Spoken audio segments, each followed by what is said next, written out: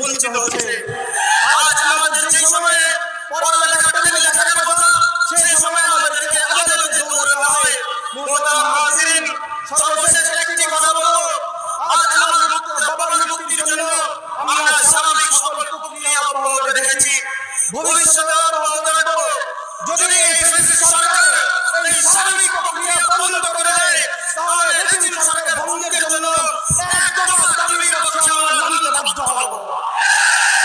মোহতারাম হাজিরিন, এই তৌহিদি জনতা ইনশাআল্লাহ অতি শীঘ্রই ওলামায়ে কেরামকে মুক্ত করে আনবে।